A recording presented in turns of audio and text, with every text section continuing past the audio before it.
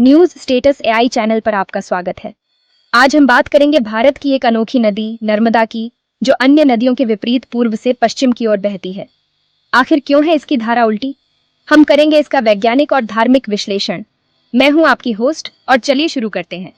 नर्मदा एक नदी नहीं, बल्कि जीवन की धारा और आस्था की प्रतीक।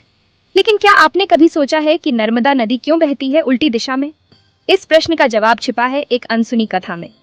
कहते हैं प्राचीन काल में राजा मेखल की पुत्री थी, राजकुमारी नर्मदा। उनके सौंदर्य की चर्चा दूर दूर तक फैली हुई थी। विवाह के लिए शर्त रखी गई कि जो राजकुमार दुर्लभ गुलबकावली का पुष्प लाकर देगा, वही नर्मदा का वर बनेगा। राजकुमार सोनभद्र यह फूल लाकर सफल हुए। विवाह निश्चित हो गया। लेकिन विवाह से पहले नर्मदा के मन में प्रेम उमड़ पड़ा। उन्होंने अपनी दासी जुहिला के हाथों सोनभद्र तक प्रेम संदेश भेजा। यहीं से शुरू हुई त्रासदी। जुहिला राजकुमारी के वस्त्राभूषण पहनकर जब सोनभद्र के सामने पहुंची, तो राजकुमार ने उसे ही नर्मदा समझ लिया। और जुहिला, वह भी राजकुमार के आकर्षण से बच न सकी। उधर इंतजार करती नर्मदा जब स्वयं मिलने पहुंची, तो उसने देखा सोनभद्र और जुहिला एक साथ। अपमान और विश्वासघात की आग में जल उठी राजकुमारी नर्मदा। और तभी उन्होंने लिया जीवन का सबसे बड़ा निर्णय। उन्होंने अपना मार्ग बदल दिया। सोनभद्र की ओर से मुंह मोड़कर उल्टी दिशा में बहने लगी, फिर कभी लौट कर न आने के लिए। इसीलिए कहते हैं कि नर्मदा नदी का प्रवाह अद्भुत है, क्योंकि वह प्रेम में धोखा खाकर स्वाभिमान और विद्रोह की मिसाल बन गई।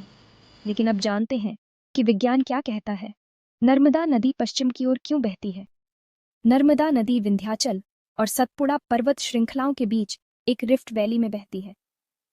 इस घाटी की भौगोलिक बनावट और भूमि की ढलान पश्चिम की ओर है, इसलिए नर्मदा नदी अरब सागर की ओर बहती है। यही कारण है कि नर्मदा, गंगा या यमुना जैसी पूर्व की ओर बहने वाली नदियों से अलग पश्चिम की ओर बहती है। इस तरह नर्मदा की कथा में जहां एक ओर लोक कथा है, वहीं दूसरी ओर विज्ञान भी है। आज भी लोक कथाओं में नर्मदा अनंत कुंवारी कही जाती है। यह थी नर्मदा की कथा, आस्था और प्रेम की त्रासदी से जन्मी एक अनोखी धारा। आप सुन रहे थे न्यूज स्टेटस एआई चैनल, जो पूरी करे सच की जिज्ञासा।